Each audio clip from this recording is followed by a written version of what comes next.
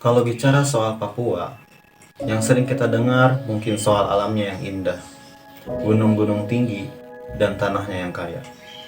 Tapi di balik semua keindahan itu, ada kisah luka yang jarang diungkap.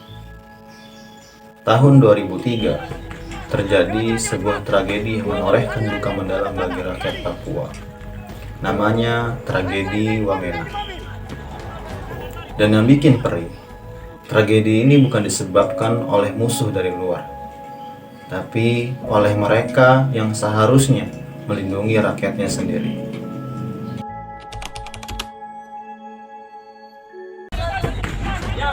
Cepat! Kebakaran juga terjadi di Jalan Trans Kinbin, tepatnya di Kampung Lantipo.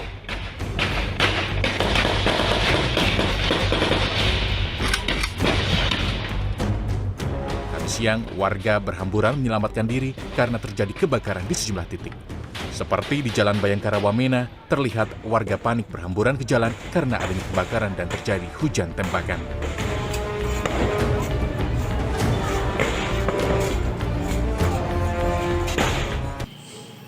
Awalnya cuma karena satu kejadian. 4 April 2003, markas Kodim di Wamena diserang oleh orang tak dikenal. Beberapa senjata hilang. Reaksi aparat waktu itu langsung melakukan operasi besar-besaran. Sweeping dilakukan dari rumah ke rumah. Tapi bukan cuma pelaku yang jadi target. Warga sipil pun ikut jadi sasaran. Rumah dibakar, ternak disembelih, laki-laki ditangkap, dan perempuan menangis karena keluarga mereka hilang. Menurut Komnas HAM, 9 orang meninggal dunia, 38 luka-luka, dan sekitar 7.000 warga mengungsi. Ribuan rumah rusak, sekolah, dan gereja hancur. Dan sampai sekarang, luka itu belum juga sembuh.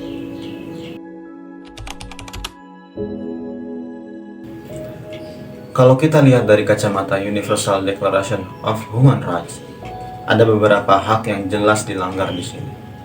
Pasal 3, hak untuk hidup, kebebasan, dan keselamatan pribadi. Pasal 5, hak untuk tidak disiksa atau diperlakukan secara kejam. Pasal 9, larangan penangkapan sewenang-wenang. Ketika aparat menyerang warga sipil tanpa bukti jelas, menembak, menyiksa, membakar rumah, itu pelanggaran nyata terhadap prinsip universal HAM. Negara yang seharusnya menjamin hak warga malah jadi pelaku pelanggaran. Dan inilah yang disebut oleh banyak lembaga sebagai bentuk pelanggaran HAM berat karena dilakukan secara sistematis dan meluas.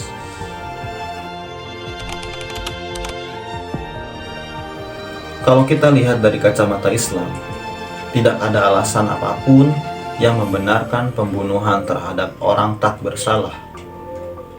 Allah berfirman dalam Quran surat Al-Maidah ayat 32. من أجل ذلك كتبنا على بني إسرائيل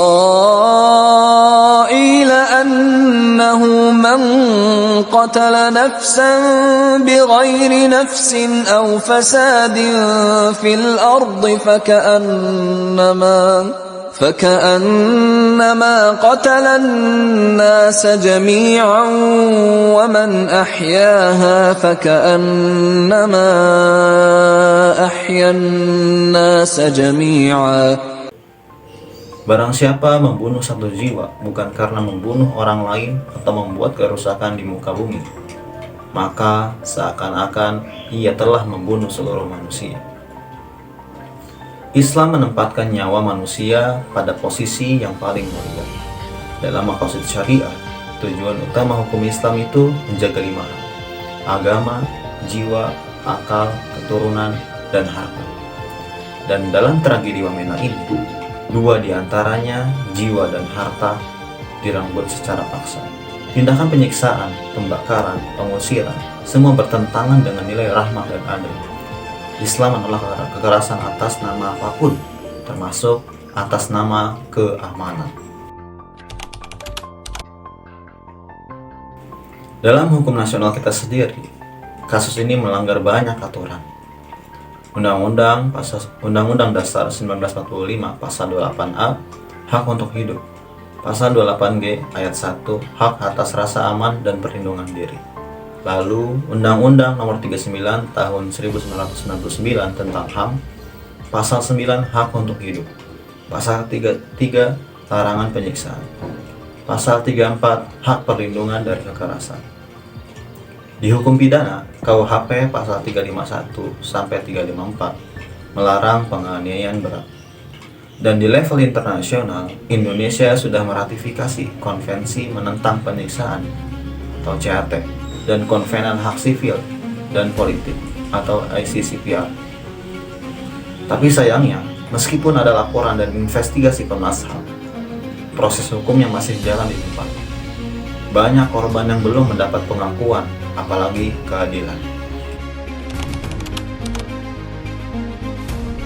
Tragedi Wamena nggak terjadi begitu saja. Ada faktor-faktor besar di baliknya. Pertama, faktor politik. Situasi Papua waktu itu sensitif karena pemekaran wilayah dan gerakan separatis. Kedua, faktor ekonomi.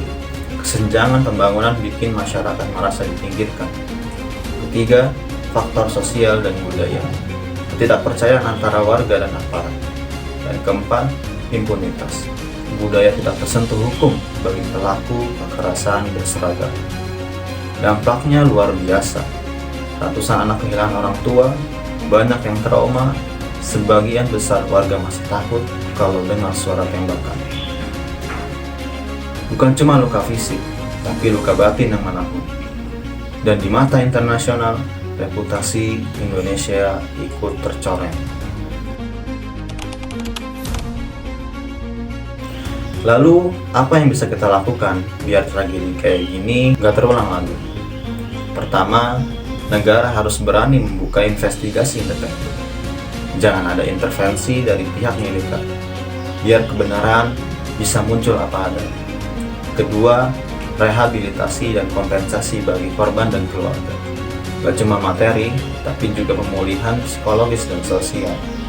Ketiga, pendidikan HAM harus masuk ke setiap lini aparat, supaya mereka paham menjaga keamanan itu bukan berarti menginjak hak asasi manusia.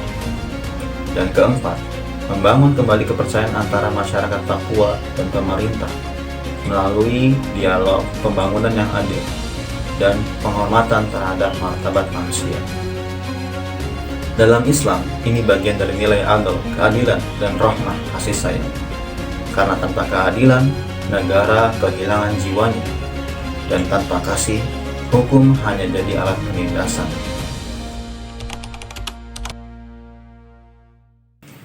Tragedi Wamena bukan cuma cerita masa lalu. Ia adalah cermin bahwa kekuasaan tanpa kemanusiaan cuma melahirkan ketakutan. Semoga kita semua bisa belajar bahwa menghormati hak asasi bukan tanda kelemahan, tapi bukti dari kemanusiaan. Saya Muhammad Akbar Ilham Zaki, mahasiswa Prodi Hukum Keluarga, Fakultas Syariah dan Hukum, Universitas Islam Sunan Gunung Jati Bandung. Terima kasih sudah menonton. Kalau kamu peduli dengan keadilan di negeri ini, jangan lupa share video ini biar suara korban Wamena tetap didengar.